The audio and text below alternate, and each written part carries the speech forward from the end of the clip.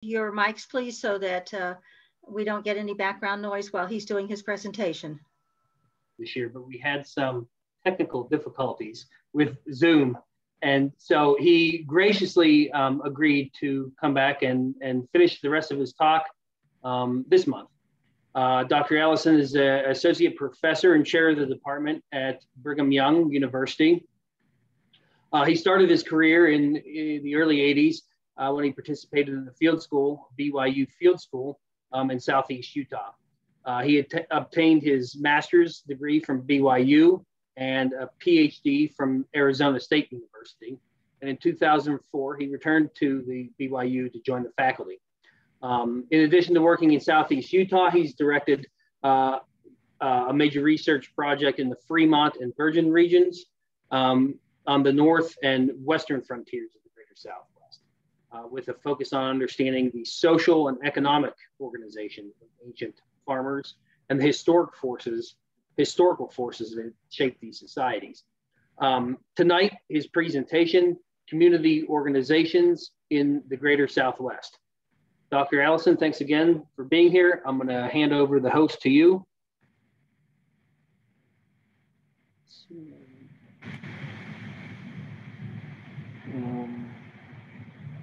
There we go. Oh, Eric's letting me share. Okay. All right, if that's working. So, you're all set. That looks good. Okay. So I assume some of you, maybe all of you, were here for January and caught the first part of this, but I'm just going to start over. I want to talk about architecture, the relationships really among architecture, site layout, and community organization in the Greater Southwest. I'll throw in a little bit of artifact data too, although for most of the cases I'm going to talk about, I don't have good data for that, for the things I want to talk about. Like last time, I'll start with these slides, which are just text. There's 3 or 4 of them, and then we get to more interesting stuff. But I want to sort of set up a strategy for looking at communities. And it's a little tricky because there's some definitional issues and what is a community, and there's different definitions out there. So start with a classic one that some people would call a natural community. George Murdoch, 1949, threw out this definition, which has been really influential for a long time. Most people don't totally agree with it anymore. But he would define the community as a maximal group of persons who normally reside together in face-to-face association. So, and then the reason why it's a natural community is that he would argue community just sort of naturally arises from this group of people living together and interacting regularly face-to-face, okay? And I think that implies some things if we start thinking about it archaeologically.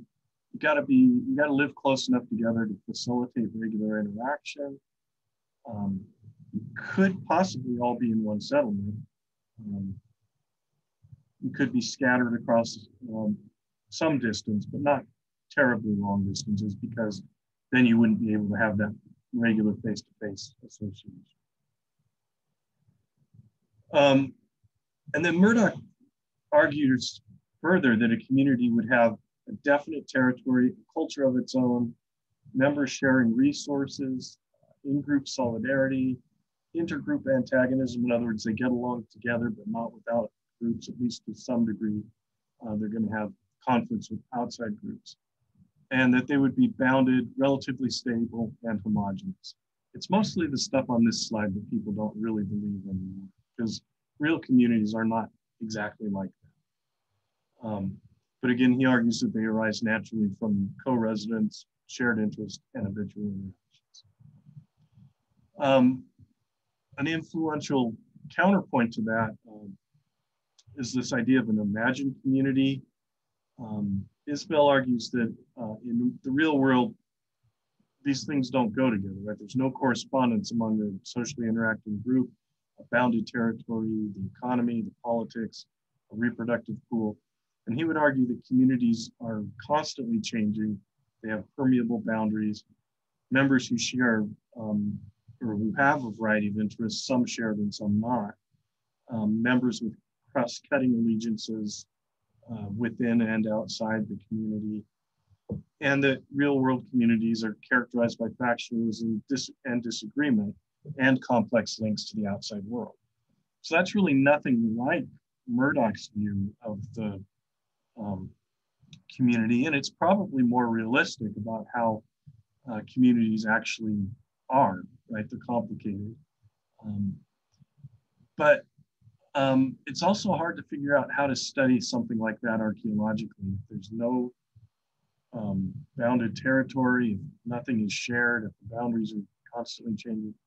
So my argument is that if we're going to try and understand communities archaeologically, first off, Murdoch's not wrong that the regular face-to-face interaction does promote community. So what I would argue is what we ought to do is look for clusters of houses that were occupied at the same time, which means chronology is important. You got to, people who lived 100 years apart were not part of the same community.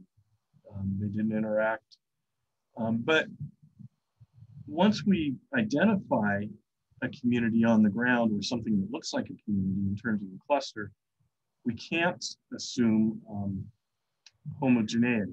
Murdoch's definition, the original one, assumes homogeneity within the community, but we can't assume that. We need to look for variation in a bunch of things. Architecture is one. So we can look for communal structures that will be evidence of community activities, including building those structures and things like dances and feasting, things people do together. Unusual residences, particularly unusually elaborate residences that might indicate that some people had more wealth or power than others. We want to look for variation in resource use. That might help work out some of the details of interests that aren't shared, just different ways that people interact with the landscape and have rights to different parts of the territory around them.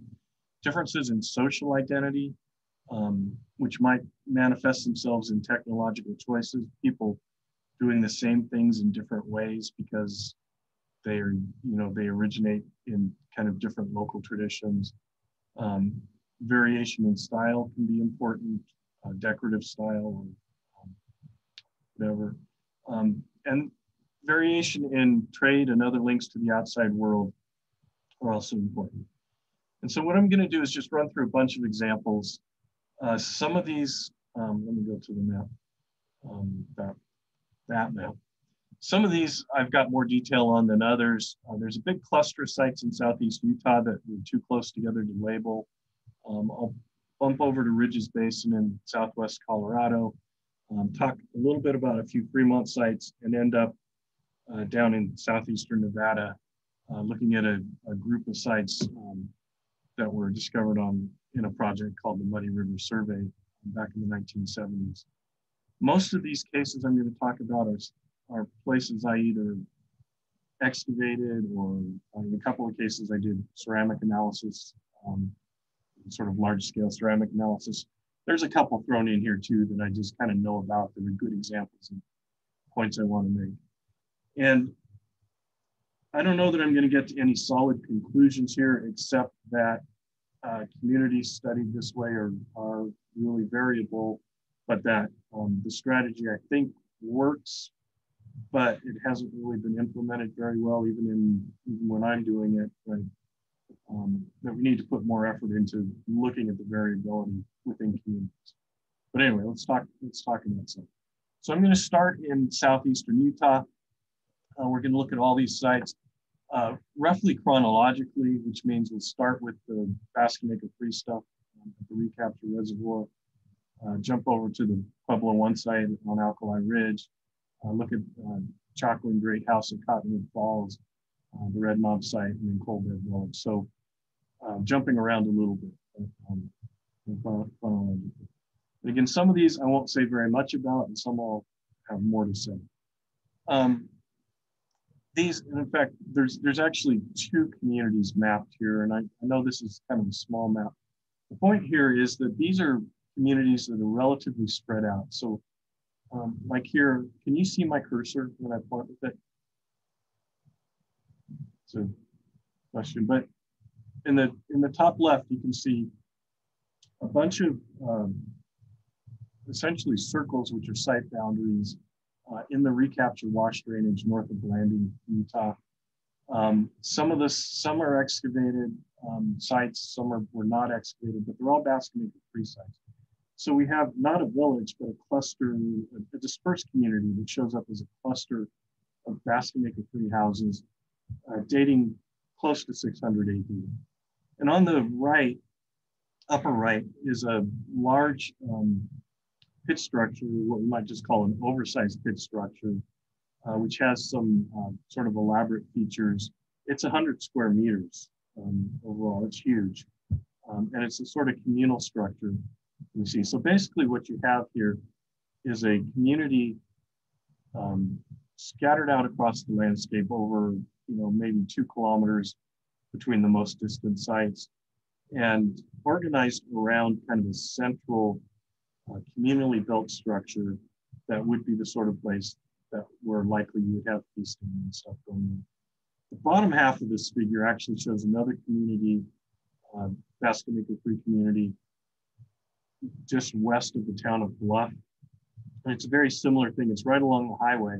And the sites that were intersected by the highway that are west of Bluff were excavated, others weren't. But on the lower right there, you can see circles that are, well, they're not circular, really, but shapes that indicate site boundaries. And then right along the highway line there, there's excavated sites.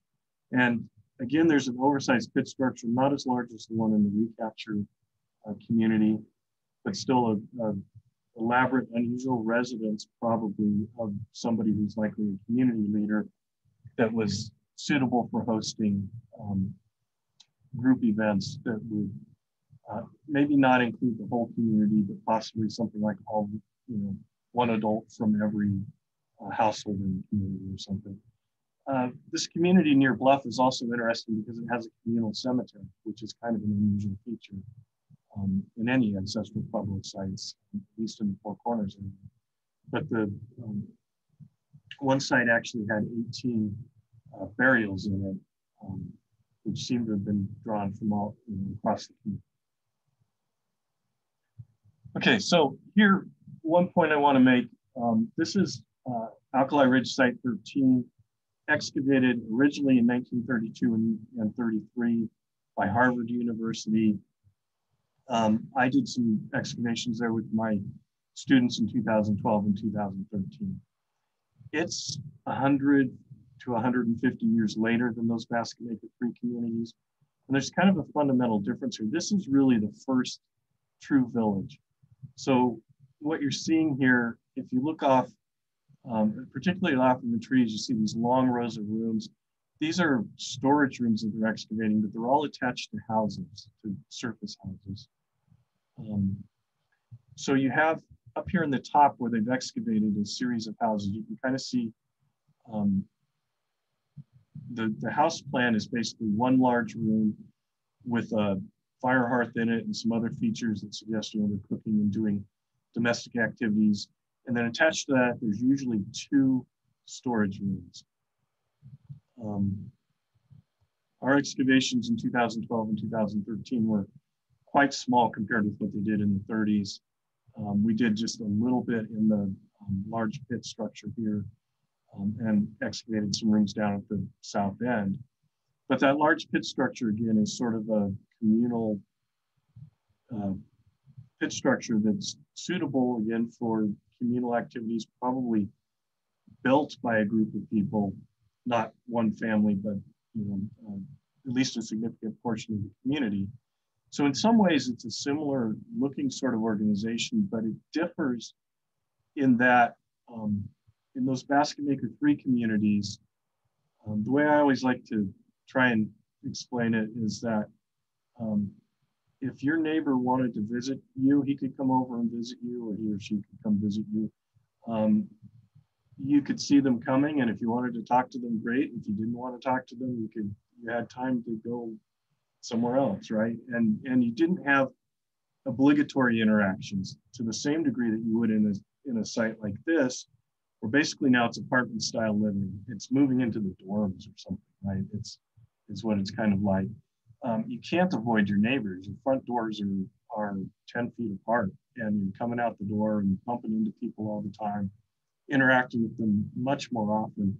And it suggests a very different kind of social interaction. But this community, the village here is very interesting in a couple of other ways. First off, so here's kind of this is just an extraction from that map that focuses in on the houses. So you see 3 houses there, basically. There's share walls. The big rooms are sort of the domestic room where people would presumably sleep, certainly cook. They have fire hearths in there and food preparation stuff. And then storage rooms behind them. So that's outlining 3 houses. Our excavations here dug into parts of a couple, actually I think we were into parts of 3 houses. Again, I'm not sure if you can see my cursor when I point. I do it without thinking about it, but storage rooms at the top here, we have 4 of them open. You can see a room or a wall down coming south roughly off of those, which divides 2 domestic rooms, one of which is not very much excavated. The other one, not completely excavated, but more of it's done. And you can see over here on the left side, almost next to the edge of the excavation, there's a slab-lined fire hearth for cooking. There's a metate with a mano actually sitting in the trough for food preparation. They're not visible in this photo, but there were a couple of vessels on the floor. There's another metate sitting up in the trench that goes off to the left there. So, clearly domestic. Then the back rooms are just, there's ceramic vessels in there. There's various kinds of stored goods, but no significant floor features, no indication of any real activity going on. And they look like they're accessed through the wall from the habitation room out in front.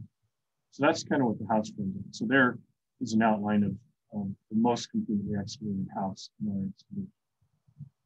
Another reason why the site is interesting is the decorated pottery.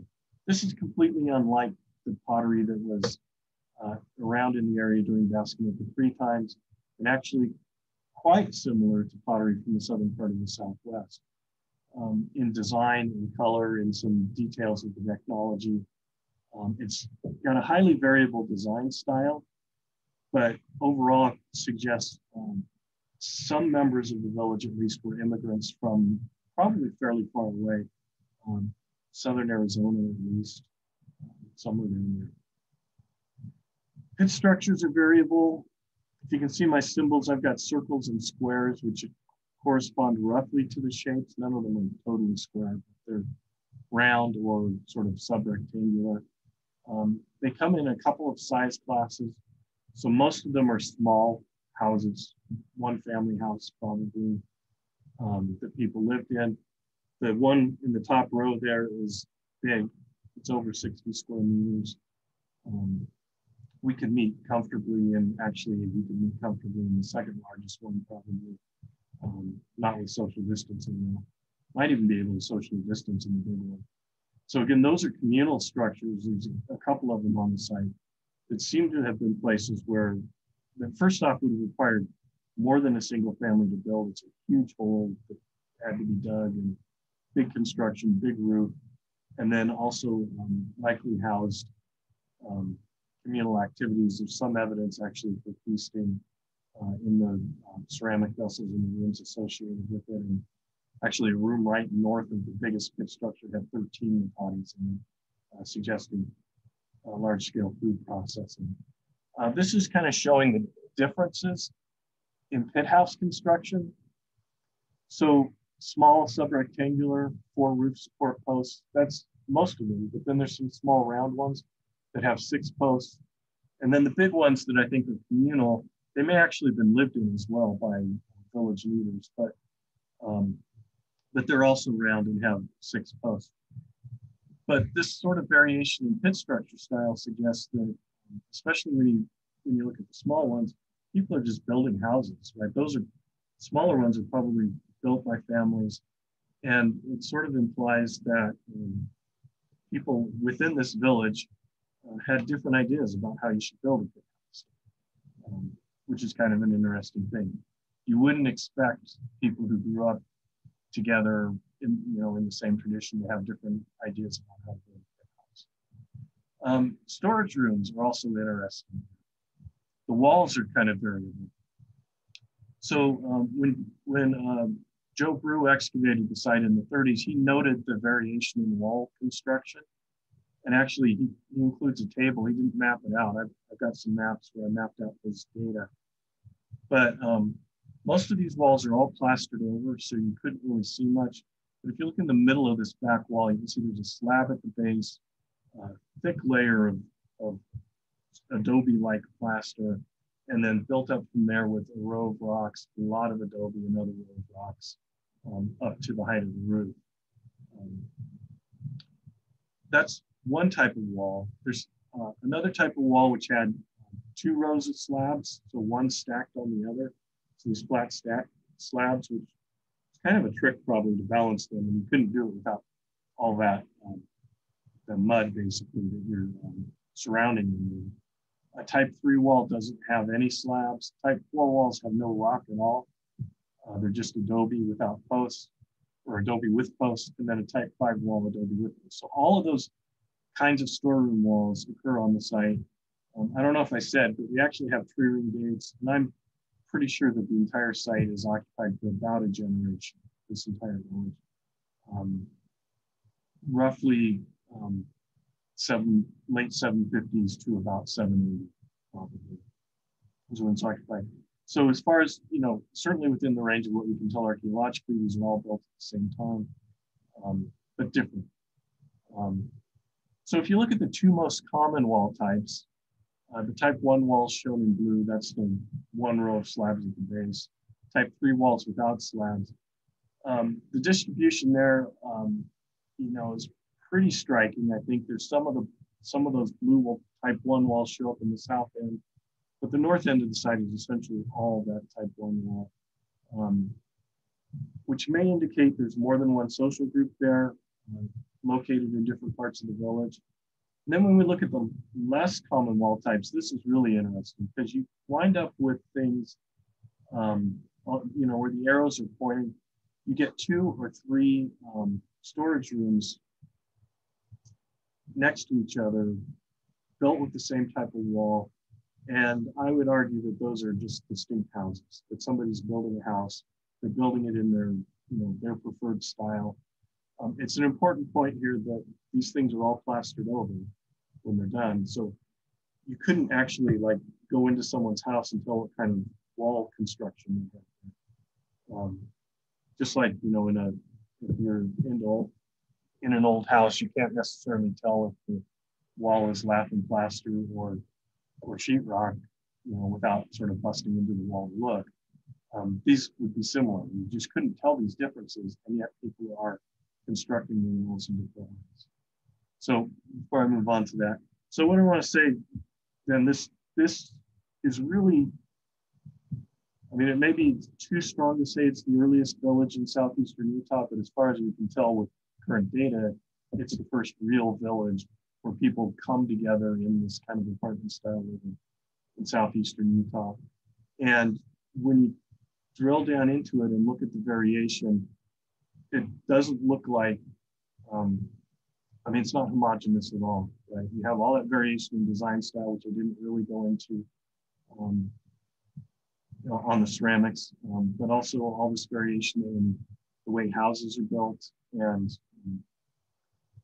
I would argue it reflects a community that formed from partly through distant in-migration, partly through pulling in local people, but people with several different local traditions of house building and other things. And they're united into this community probably through the communal activities happening in the large construction.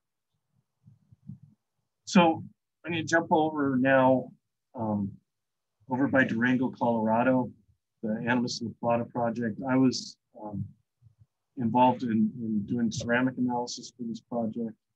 But I'll talk about a little bit about architecture and things. It's a very different setup.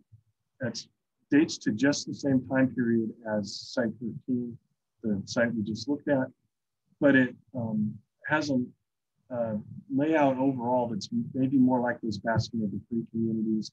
Lots of small 1 or 2 houses to a site, kinds of sites, with one larger site called Sacred Ridge there that's something like a village, but organized very differently than Site 13. And one of the things the Animus Project did, we had defined these clusters of sites. You can argue, like, should the 2 sites at the bottom there be included in that eastern cluster here? But regardless, distinct clusters in different parts of this area.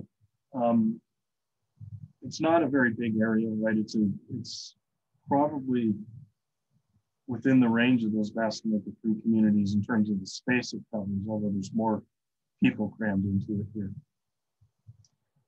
Variation in pit house architecture. Here you get this nice, on the right side, a nice round pit structure. On the left, it's more of a sub-rectangular or maybe even D-shaped with a bench around 3 sides. Totally different methods of construction there. So similar to what we were talking about with the other site. This is the site of Sacred Ridge. So the thing that may be a village, I would say, it's large enough to be a small village. It's not as big as the one we were looking at, and it's really organized differently. So you have sort of pit structures scattered around. The top of the ridge up here, sort of the top center, has some unusual features that we'll look at in a second. These dashed lines are all stockades.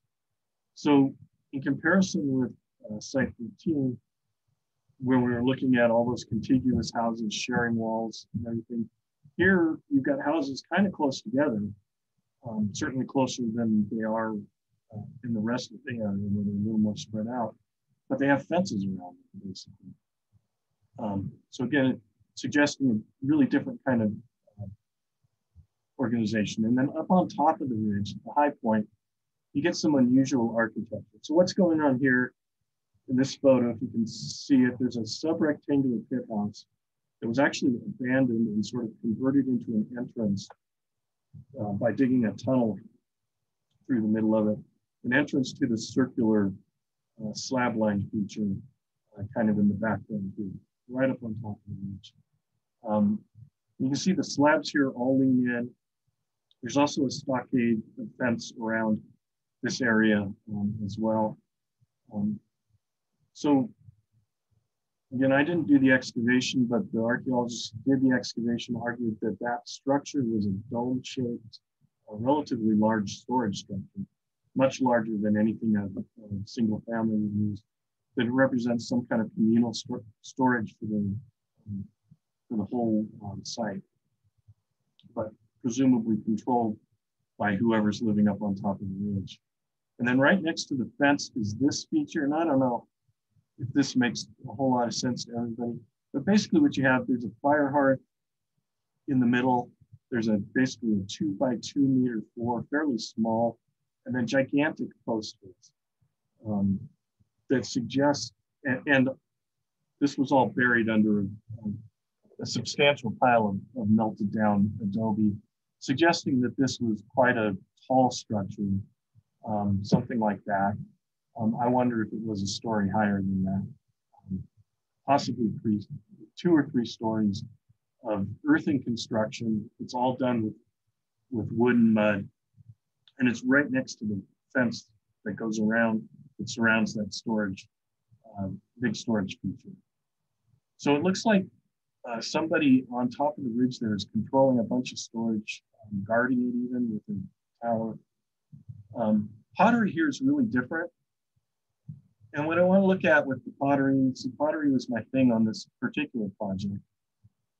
And you can see variation in the design styles there. And I did kind of detailed analysis where I had a lot of help, so I shouldn't take credit for it myself. But we looked at detailed analysis of the design elements and plotted it here. Let's see, I think this is, yeah, let me show it to you here.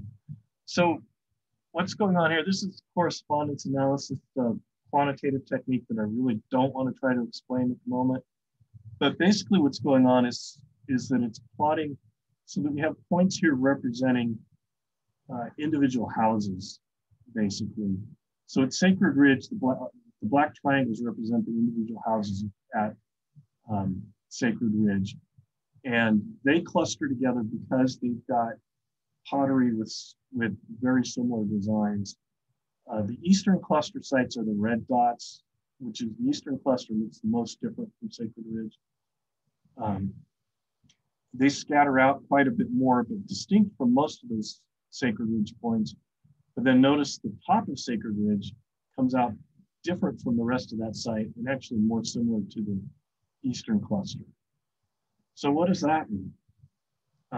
Well, most fundamentally, it means that, again, you're looking at a community that outwardly, looks homogeneous. It's just a bunch of what we call early Pueblo I sites, date to about the same time period, have sort of similar pottery.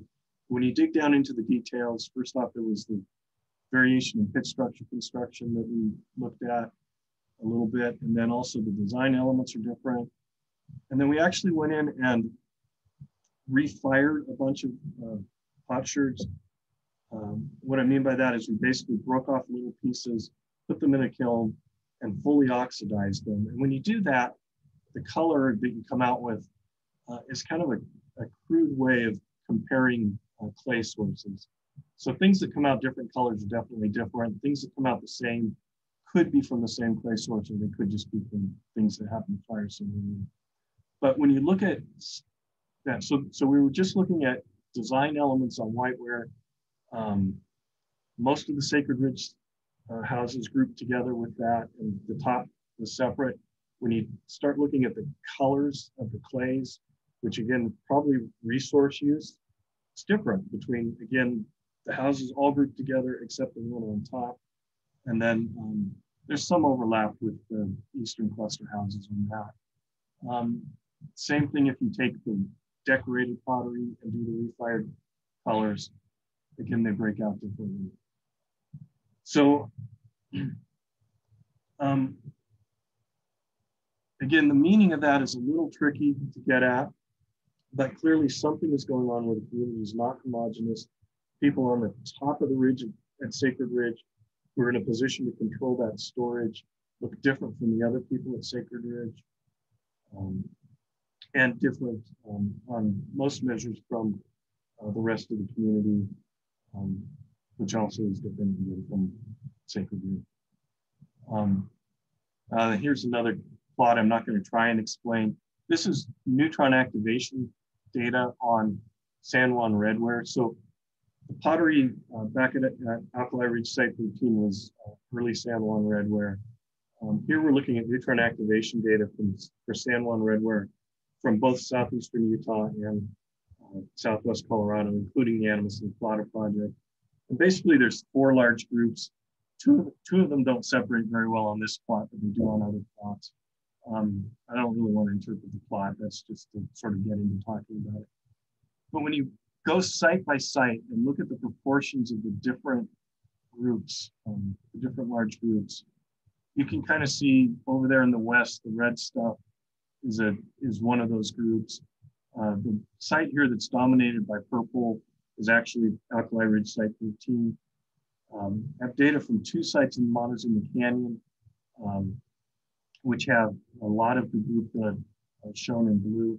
And then as you move into Colorado, you mostly lose the red and the purple, but there's this pottery the blue stuff is probably made in Montezuma Canyon, and it's getting traded out into Colorado, clear out to the Ridges Basin, the Animas and Plotter project.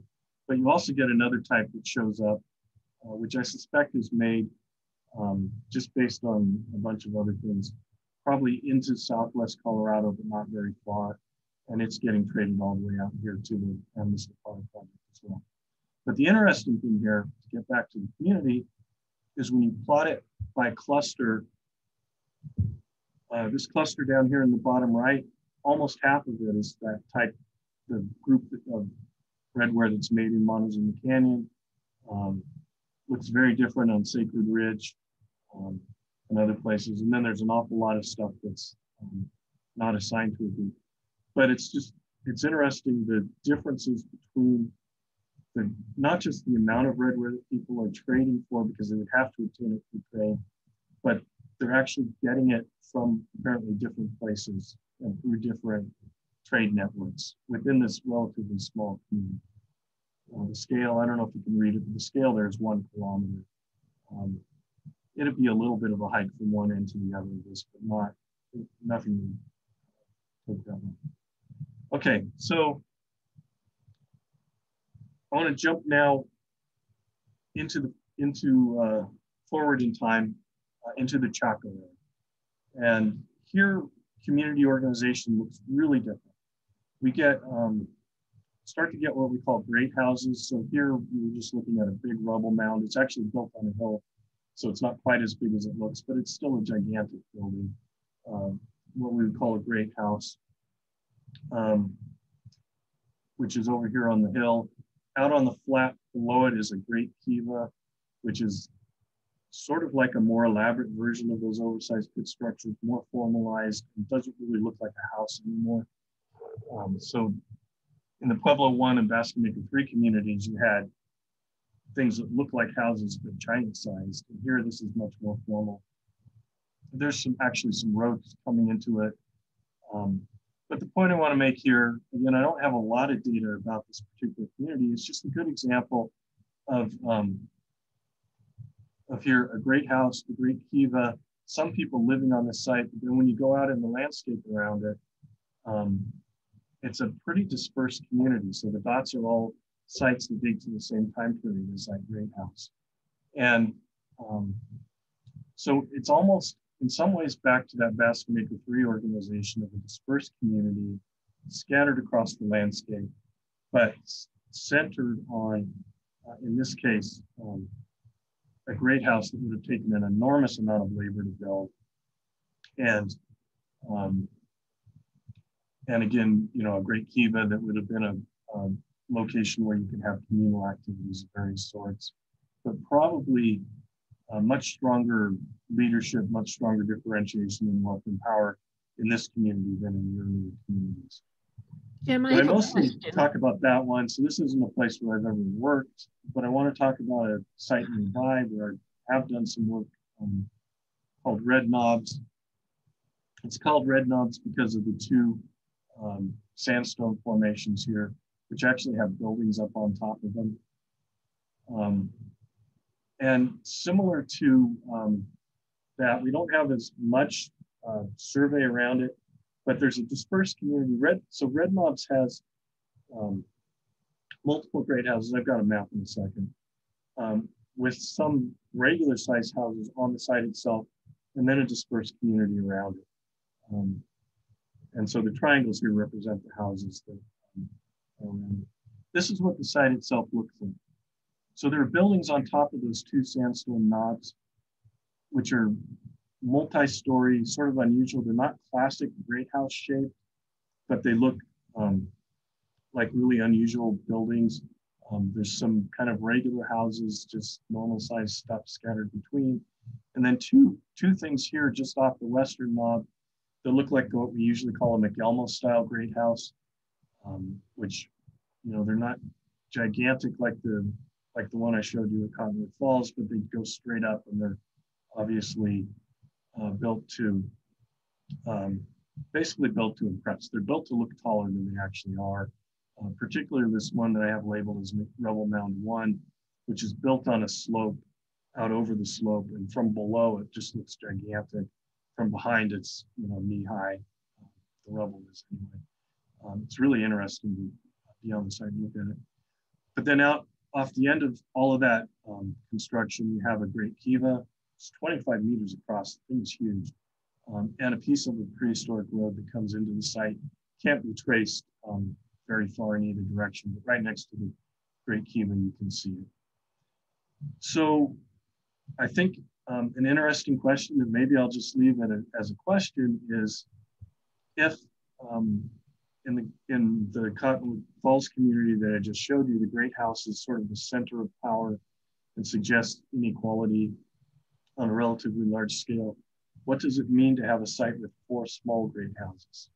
If the Great House is a center of power, I'm honestly not quite sure how to answer that. It may imply, several social groups, each with their own great house. Possibly there's competition,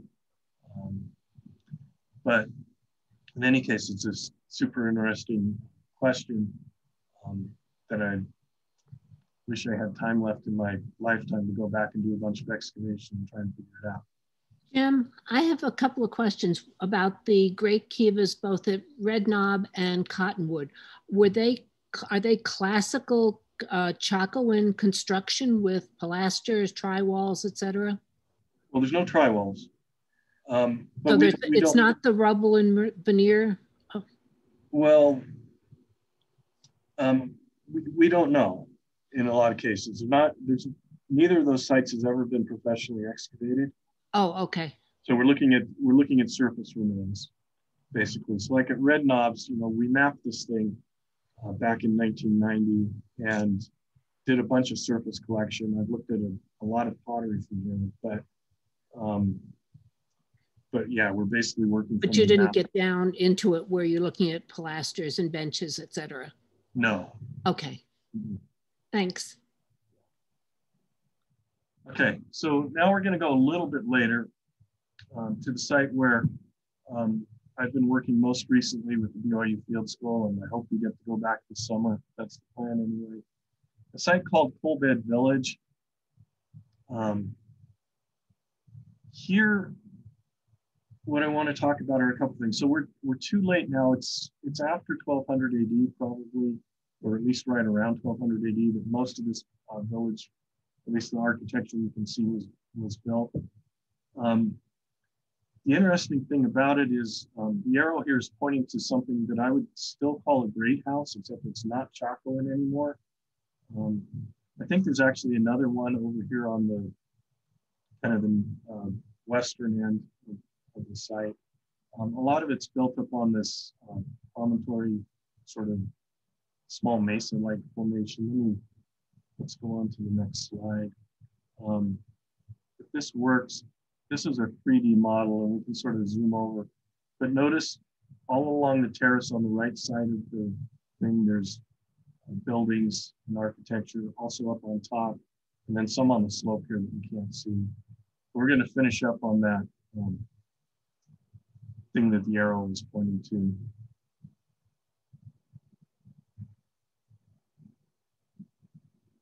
Here, and you can get a sense maybe from that. I've also got a photo of the size of this building. There's a really high rubble mound here to the south, and then a really interesting wall running between them.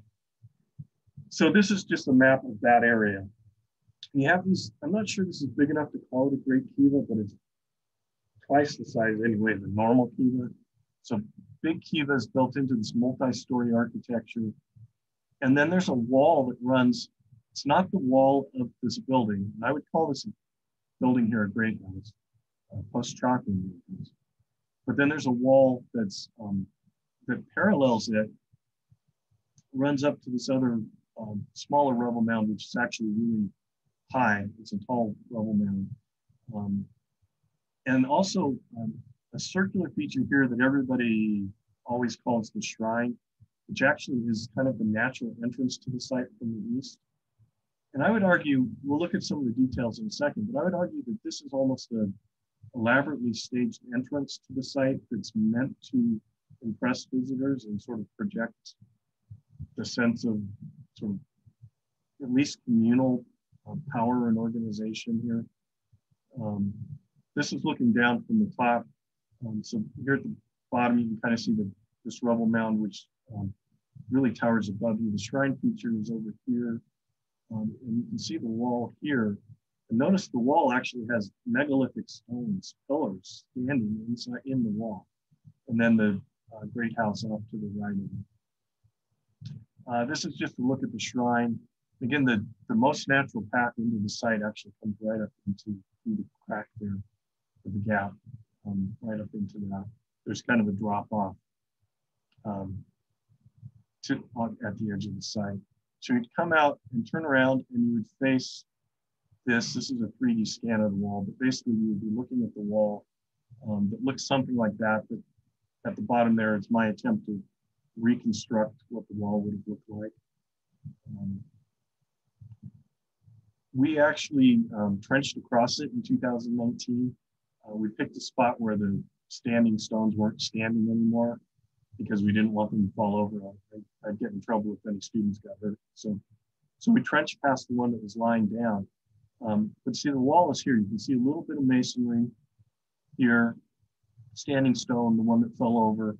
The great house wall is back here. It's about 2 meters in between. And then there's actually like a flagstone paving on the corridor in between, which is really kind of interesting. And then down in the bottom, right next to the great house wall, we went down, and actually the building is footed on just gigantic boulders, not the natural stone, but something big that was brought in. And then down below that, there's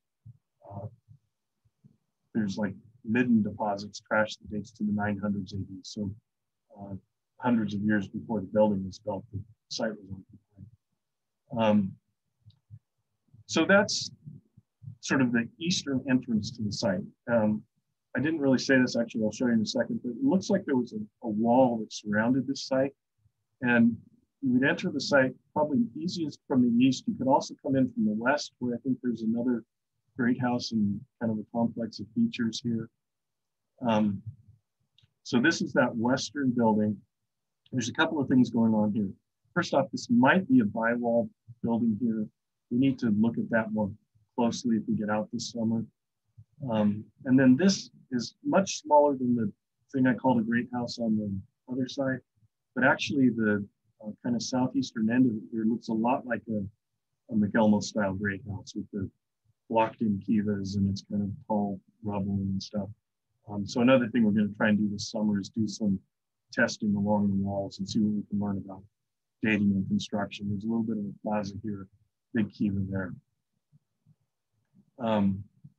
I don't know how well you can see this, but there's a wall here that runs up the possible bi-walls down here at the edge of the drop off there. And then there's a wall that runs straight up the mesa here, over boulders and straight up to the top. It's part of an enclosing wall that just sort of surrounded the site, it looks like. This is the thing that might be a bi-wall. It's had some excavation, presumably non-professional. There's some hints that there was some professional excavation here in the 40s, maybe, but I think this may just be pot hunting. Up on top of the mesa, there's a tower.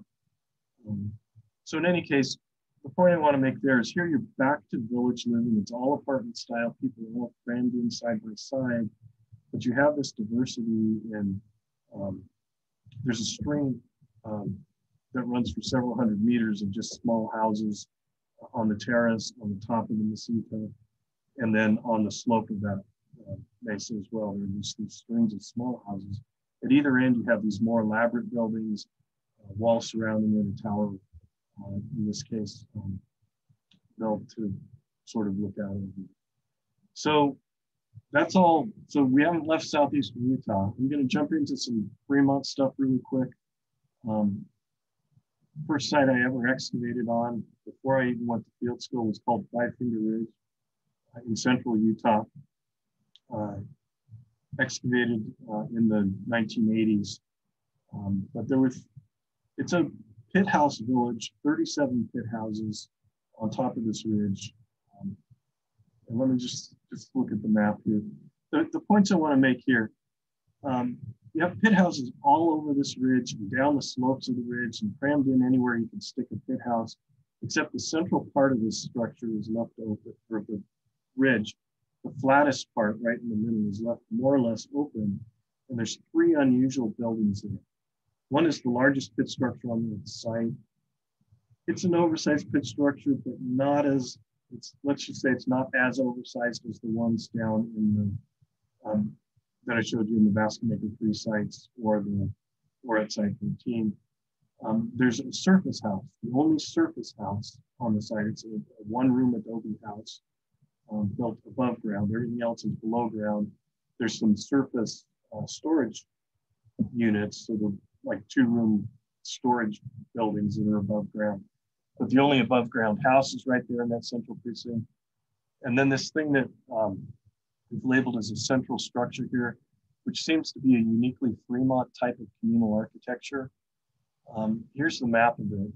Basically, it's got sort of a post and adobe construction around 3 walls, no southern wall, which leaves it open to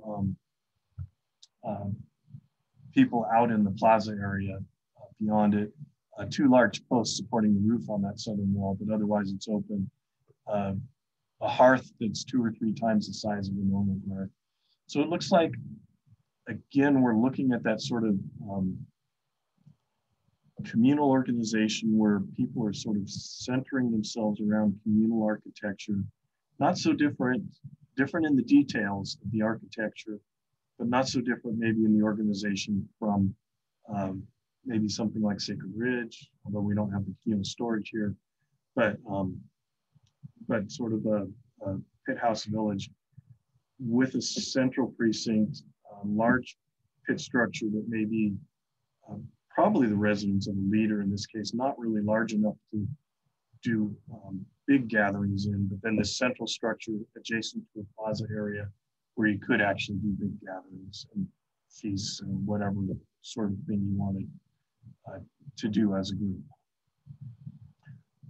Baker Village, I'm not going to talk about much. It's just a particularly good site to talk about Fremont Village organization. What you're seeing here, this is a central structure, sort of like the one at Five Finger Ridge, except it has 4 walls. So it's 4 walls at 7 meters in every direction. And so approximately 50 square meters, which is a pretty big room. Some pit structures. And then these are adobe storage units built above ground, but notice the orientation, right? So we've had debates in Fremont archaeology. I don't know if we still debate it, but certainly when I first got into archaeology, it's like, did the Fremont even have anything like a community? Was there any sort of organization at all? Pretty clearly there was some way to decide how to line up those structures, and people didn't just do it every which way. And then you've got a communal structure in the middle that suggests some sort of organization and leadership. That's just a map of the site after excavation. Some of the pit structures on the map weren't there in the aerial photo. Jim, were all those structures contemporaneous? Because it almost looks like they've been overlaid. What's that? It almost looks like they're certain structures are overlaying others. The central structure is built over a pit, an earlier pit structure. I don't think any of the others are so much. There's a bit, there's a vent shaft on Pit House 7 that goes underneath that wall there. Okay. So I'm not sure if those are sequential constructions or not, but mostly it seems pretty close in time. But one of the issues we have as we move out of the Four Corners area is we aren't working with tree ring dates anymore. True, but it almost looks like a palimpsest, the way they're sort of interleaved and overlapping. Well, it's really interesting.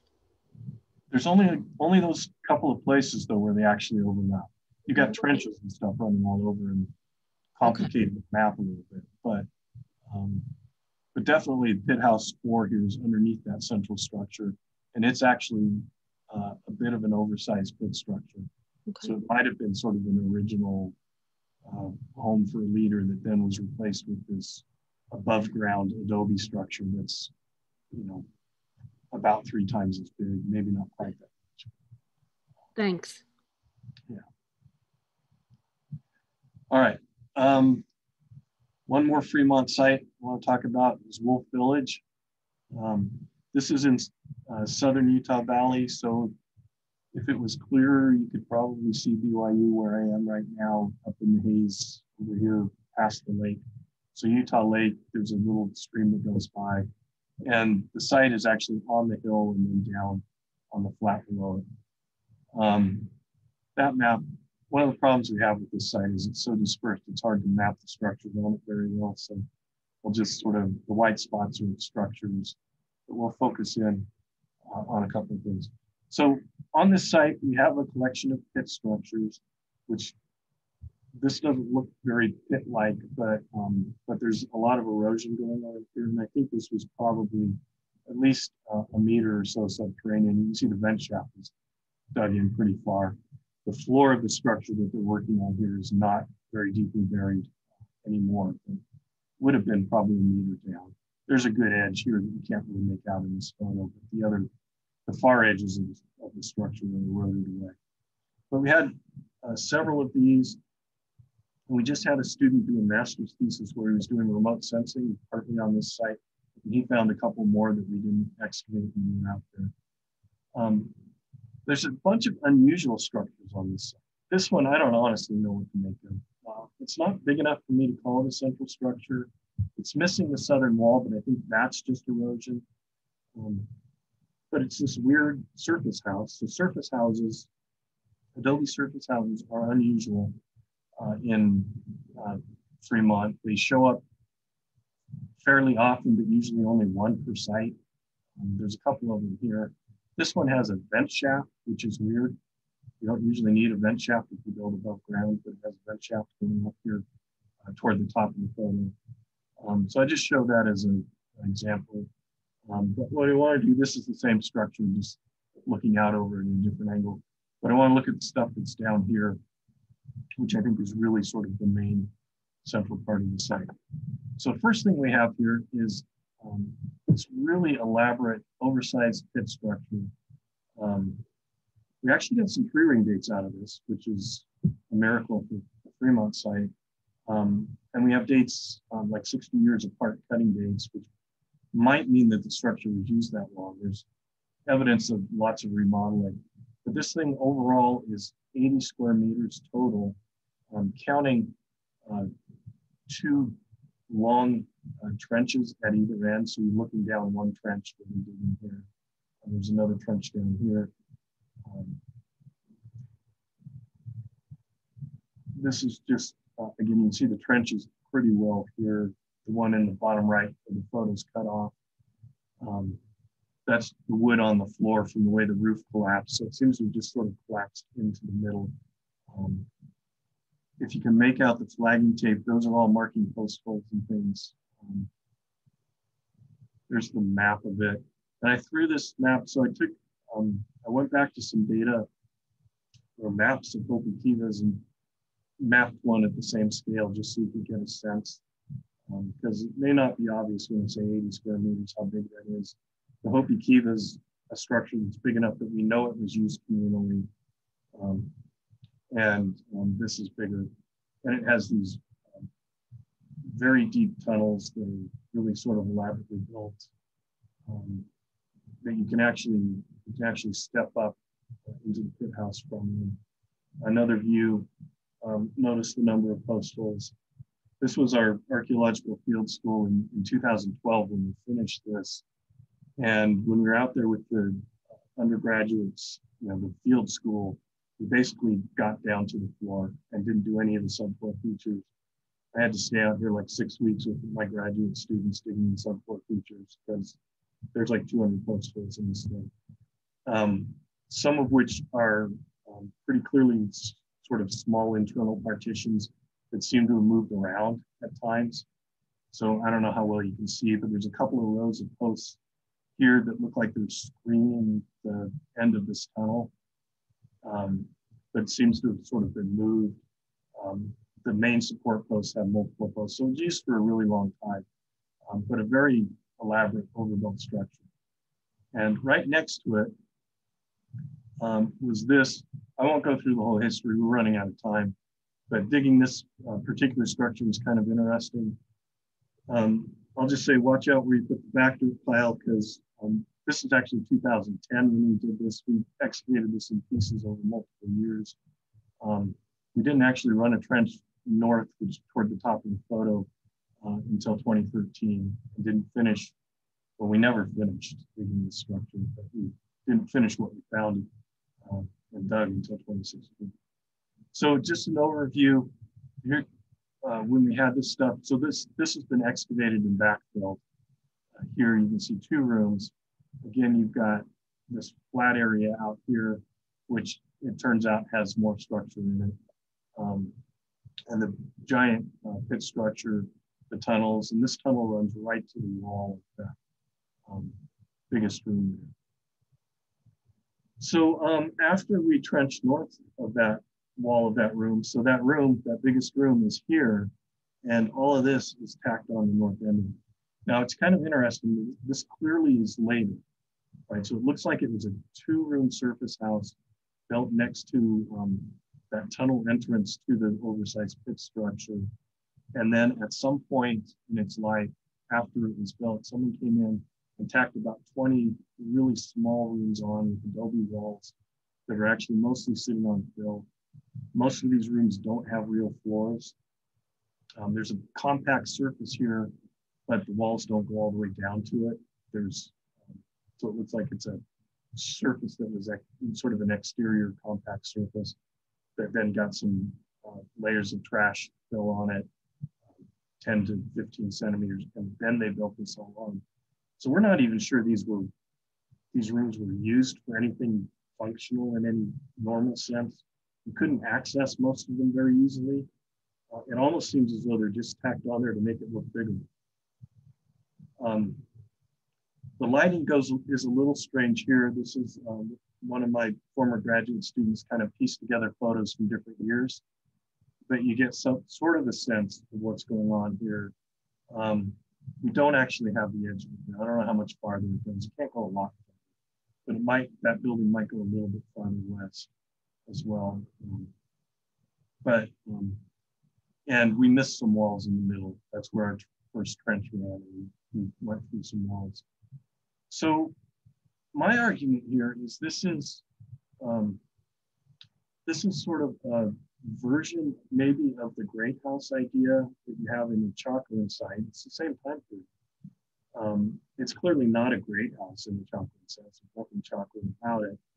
But you have this overly elaborate, unusual residence. It's clearly, at least the big room here at the bottom of that surface building is clearly domestic. But it's positioned to control access to the oversized pit structure.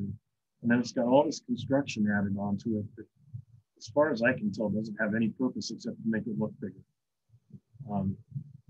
So maybe I'm wrong about that. I mean, maybe it is storage or something. Be a lot of storage. Okay, last thing I want to talk about. Now we're in Southeast Nevada, sorry, here. But I just want to talk about this case because it's so different, and we don't ever get the real villages in this area that we get. So these are sites recorded during the Muddy River survey done by University of Nevada, Las Vegas in the 1970s. It's data I worked with for my doctoral dissertation near the town of Overton, Nevada. So the Muddy River flows through the Moapa Valley here. That's why it's green here, and then rapidly turns to a pretty barren desert once you get away from the floodplain of the river. And you have these sites just all along the edge of it. I'm just going to sort of drill into a set of these sites. So here the blue ones are later. It's interesting they're all at the north end, but I'm not even going to talk about that. We'll just drop those and take the ones that were black in the previous photo. Now I've sort of colored them. I'm looking at ceramic data to kind of try to sequence them from it's a fairly short period of time to be doing this, about 1050 to 1125, which is hard to do with the ceramics, but I think I've got it right. And we're going to just focus on these the ones that are black in this picture. So I would argue there are either 2 or 3 clusters of these things. Whether those are communities or the whole thing's a community is, I think, an open question. You could argue that those 2 southern ones maybe belong together and the stuff at the north end is different. But what I want to look at is the interaction that these people had with pottery producers living about 100 kilometers away. So 2 types of pottery. This is just to sort of show you the xenoliths that they're using for temper. So these occur as inclusions in basalt flows up on the north rim of the Grand Canyon. But Moapa Grayware here in cross section, you can see uses that kind of temper, and that is very distinctive. And then there's another type called Shivwitz Plain, which actually has crushed up Moapa Grayware.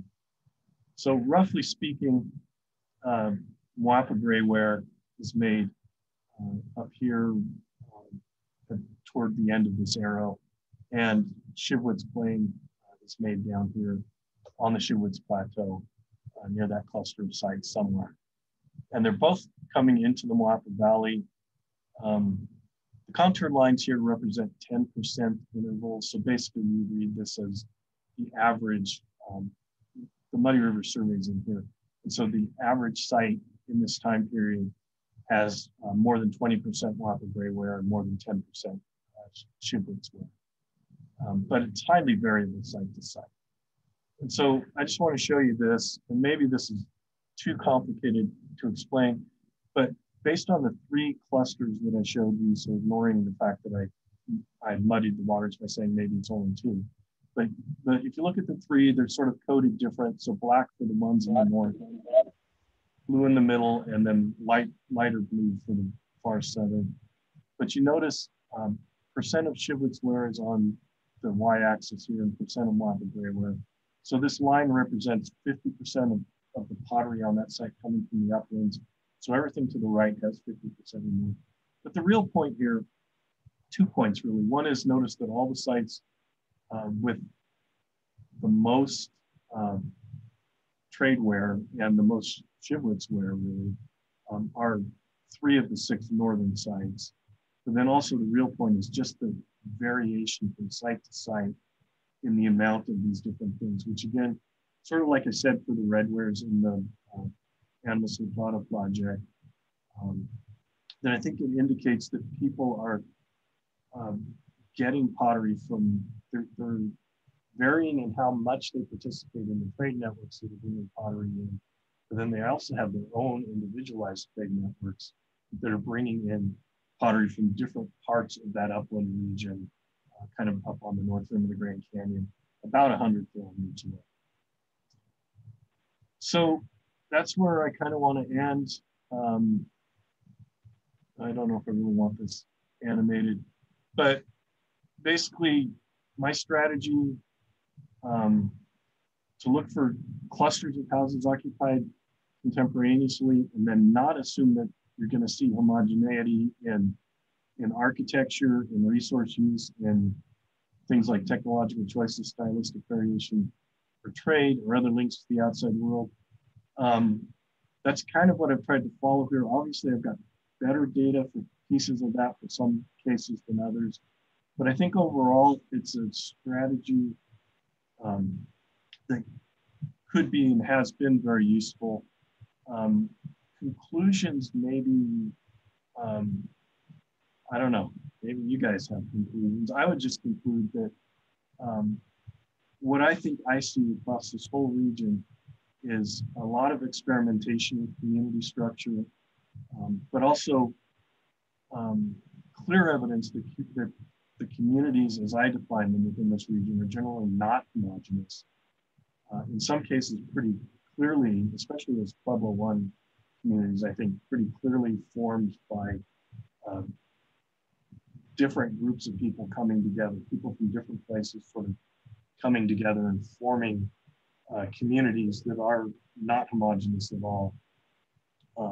Then lots of experimentation with various degrees of inequality in wealth and power, various strategies to sort of bring people together, a lot of communal ritual, evidenced by, at least if you make the assumptions I do about what those communal structures are used for. But lots of experimentation with community structure. So that's what I've got. If you have any questions, I'm going to stop sharing.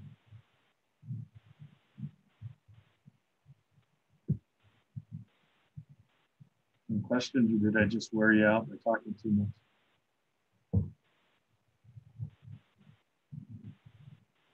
Can you hear me okay? Yeah. Okay, first of all, thanks. Good job. A lot of work represented there. And I'm glad you're still at it, because it's not for the faint of heart to take on what you're taking on. There's a lot of questions you've got to deal with. One of the things that impressed me, just a comment about what you were saying, is that up until about AD 1200 in the southeastern Utah area, it seems to sort of reflect fairly faithfully the kind of shifts in community structure that we see in Mesa Verde area as well, in terms of the way the village changes, the arcuate sort of wall room blocks with pit houses in front of them and so forth. But then that coal bed village just breaks all the rules. And that's something totally different. And I just, my first question, and if I can come back after you're done answering it and ask another one, is what the heck is going on there? What is that place? And what is it? Is there anything like it that you've seen elsewhere? Those are hard questions to answer. What the heck is going on there? First off, you know, some pieces of it do sort of remind me of things that are happening in Southwest Colorado at about the same time. This is maybe a little earlier, but some of the canyon head villages over in southeastern Colorado have enclosing walls and towers and things like that. My reading of the ceramics here, though, is that this is not like middle 1200s. It's very early 1200s, and maybe even the last decade of the 1100s or something. So it's happening earlier. The location is kind of different, but I think that's probably a function of geography. So you don't have a canyon head right here to build around, but you're in Montezuma Canyon. So I suspect that Montezuma Canyon was a permanent stream at this time. There was surface water there. So it's on water, which is why it's there. But then, yeah, standing those stones up just seems like a really, and there's some other things I didn't bring up about other places where they're building big stones into walls and stuff. They're not having to move them very far. I think it's coming right, you know, just right off the sandstone exposure in front of them probably. But still, it's kind of an ostentatious display of, hey, look what I can get people to do or something, right? Or maybe, you know, maybe it's more communal than that, and it's, you know, look what we can do together. But I really see, especially that eastern part of the site, as a staged entryway built to impress people. You know? And I wonder, I mean, it's not quite a colonnade like you have when you have one at Chaco Canyon and a bunch down in northern Mexico, northern Mesoamerica, basically. I wonder if there's a sort of an echo of that here, that they built those, you know, they stood those pillars up because it at least evoked the idea of a colonnade, like a post-classic Mesoamerican city might have. This is clearly not a city, right? I mean, there's a few hundred people here. It's almost like a ritual entrance where, you know, you expect fanfare, etc. And I'm wondering if, you know, did someone from up there travel down to Chaco and perhaps even farther and come back with this great idea? I don't know. Or just heard about it, maybe. Yeah, I mean, it just something. Yeah, Chaco's already kind of folded up its tents. Right, but the buildings are still there. Yeah, yeah. But it's, Yeah, I mean, it's clearly with that colonnade, it is just, it screams ritual and grandeur and stuff like that to me. Yeah, yeah. I mean, could it be the local? The local guy, could it be something like a local guy deciding, oh, let's see what I can do with this? I don't know. I mean, well, as an art historian, no. a local guy by himself can't do it, though. He's got to convince other people to help. I can tell you, I mean, I don't know, we collected some data which I haven't really worked through to try and guess how heavy those things are. But one of those pillars was broken, and like less than half of it was lying on the ground a little ways away. And we managed to, me and one of the students managed to move it over and like stand it up on top of the piece it broke off of to be sure it really refit, and it did. This wasn't even the whole thing that broke off. So we got it there. We were able to hold it long enough to take a picture of it standing there. And then we had to call for help to move it back to where it came from, right? Because even that piece of it, which really, it probably was, I don't know, maybe it was a third of it or something, but it was not in there. So two of us could not have moved one of those things by ourselves. Four of us would have struggled probably. And, you know, you'd really want to get a bunch of people to stand those things up. And yeah, just the way it's built really does have that feel of you know, you pointed out deliberately, deliberately, right? It's, Hey, Jim, were any of the stones modified in any way? The standing stones? The standing stones? Well, I think they're chipped a little bit to break them out, and some of them are a little smoothed in places, but not. They're not nothing overt. They're not really well shaped or anything. Okay. They're not dressed. Part of the reason for trenching across it was we wanted to try and figure out if that was like, if there was a roof over it. You know, like, was this like really a colonnade with a roof over the top? And we couldn't, I mean, I guess we didn't definitively show that it wasn't, but we couldn't find anything that looked like roofing material. But clearly there was a floor that, like, the corridor has this flagstone floor within it. Interesting. So were they set in a wall trench, or was it just on the ground surface itself? They're set into a footing trench. Right. Footing trench. Yeah, so we were able to find some evidence of that in digging there. Okay. May I ask one more real fast? Sure. And that has to do with Wolf Village and the oversized pit structure that you guys came across there, and the adjacent, and it connected by the tunnel to the, what you called sort of a great house-like. I don't want to get caught calling it great house. Right. I mean, you don't want to ascribe great house function to it. Unusual residence with part of it that may have just been built to make it look good. Which is there any fancy stuff in that one? Is what I wanted to ask you. Yes. So here's the rest of the story as we think it happened.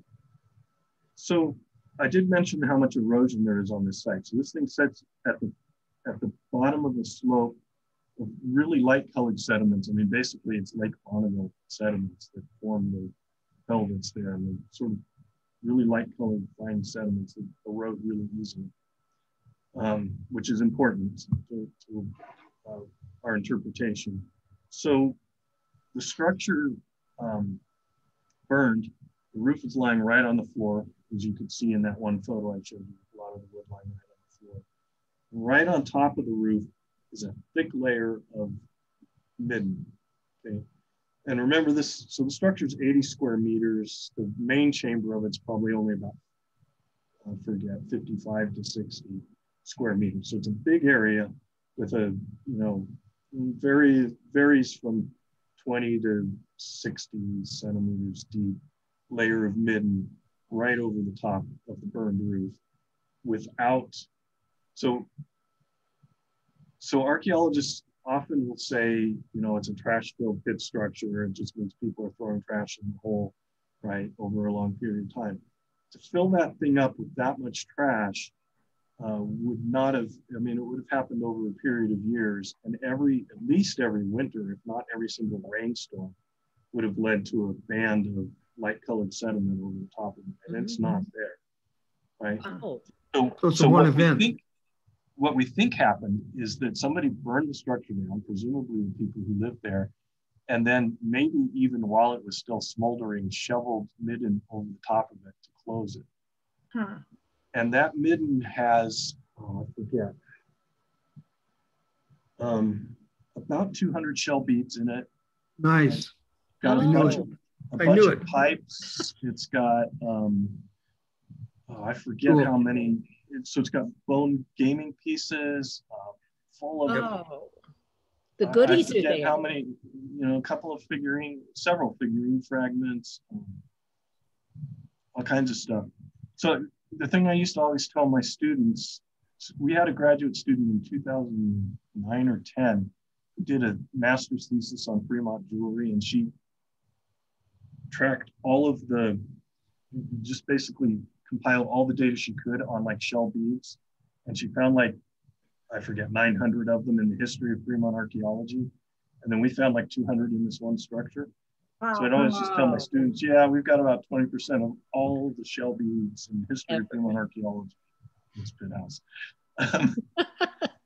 and so what I think it is, when I talk about communal structures being used for things like feasting, gaming pieces, so gambling was probably a big part of these gatherings, and they're doing these games with bone dice and things like that.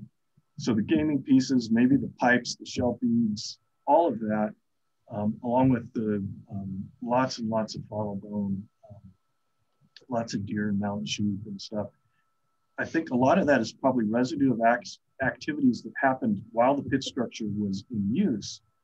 And then after they burned it down, it just all got tossed in over the top of them. I mean, I like to imagine like the wood, the superstructure still smoldering as they're shoving stuff in. I don't know for sure if that's what happened, but clearly somebody moved a lot of midden over the top of the burned structure really fast because there wasn't time for the hill sort of to erode sediment into it.